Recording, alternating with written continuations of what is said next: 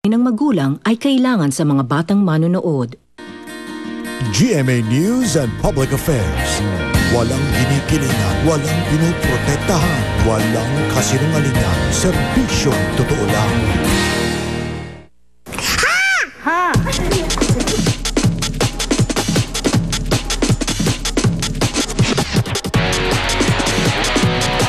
Ako po ang inyong kapuso, Jessica Soho.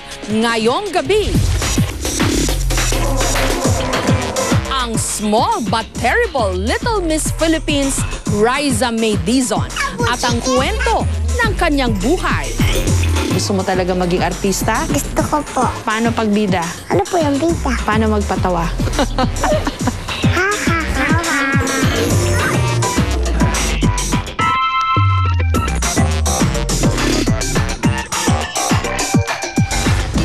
Here comes the bride. Suot ang kanyang trahe de bongga.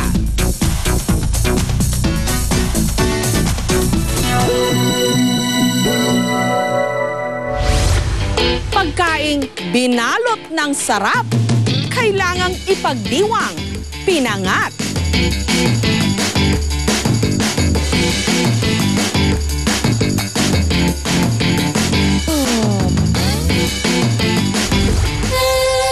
Imbitado kayo sa isang natatanging royal wedding ng mga Maranao.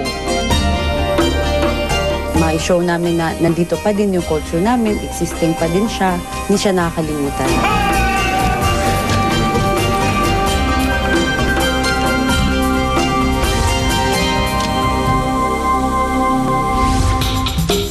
Si nanay at ang kanyang anak sabay papasok sa eskwela. Sila'y mag-batchmates. Good morning, ma'am. Good morning, classmate. Ang pag-aaral naman, ito ang kayamanan talagang hindi mananakaw kahit kanino man.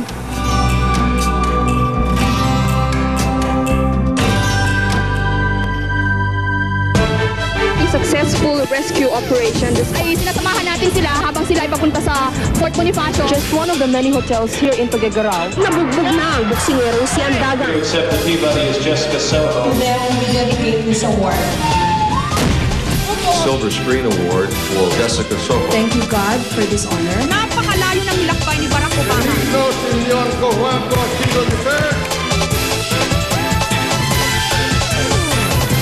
Minsan pa, may isang bulinggit na umagaw ng pambansang atensyon. Ang small but terrible at bagong Little Miss Philippines, Riza May Dizon. Bibang-biba, talented at may makabagbag damdaming kwento ng buhay. Saktong isang linggo pa lang ang nakararaan nung nakipagtagisan ang bulinggit na ito sa mga kapwa niya bata sa Itbulaga. Magandang tanghali po sa inyong lahat!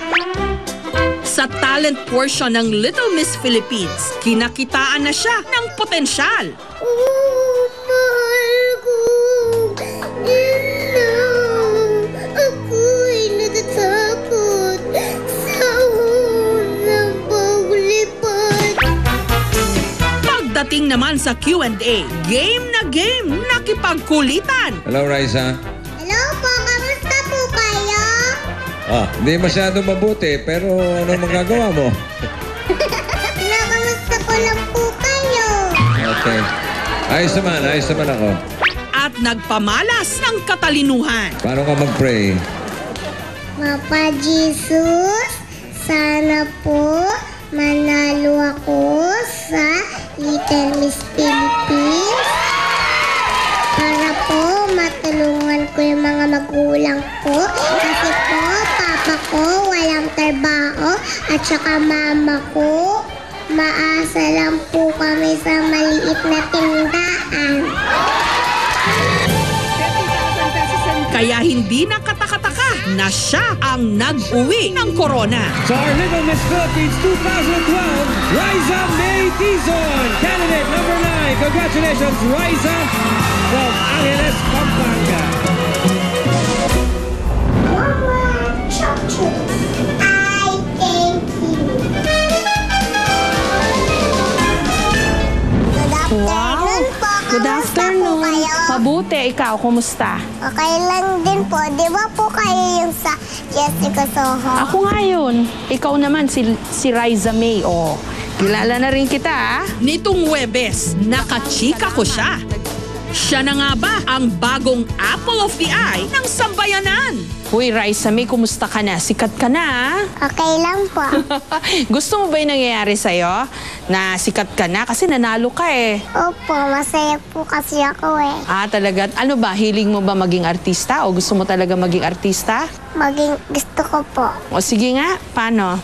Hoy, ikaw babae ka. Umalis ka nga sa bakuran ko. Di mo naman to bahay. Oh, yun ang pagiging kontrabida. Pagbida, paano pagbida? Ano po yung bida? Pag ikaw yung ikaw yung star. Ikaw yung mabait, hindi ikaw yung salbahe. Tinitignan ko lang po yung bakuran nyo. Ano pong masama doon? O magpatawa ka na lang. Paano magpatawa? Ha ha ha ha.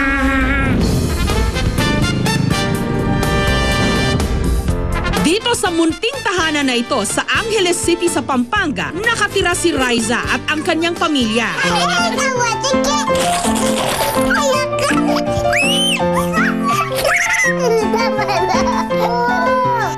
Pangalawa si Riza sa 3 magkakapatid. Bato, pik! Antibiotic!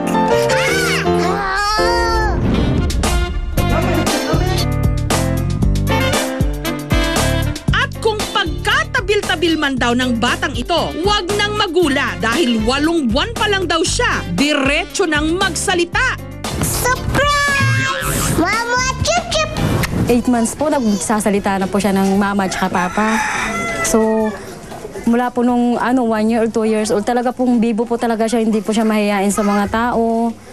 So, kahit hindi ko po siya tinuturuan, nasa kanya na po yung, yung pagkabibo niya po na yun. Lagi lang daw nasa loob ng kanilang tahanan si Riza. Madalas naglalaro ng mga manika. O hindi kaya, nagdo-drawing. Ako ay natatakot sa unang paglipad.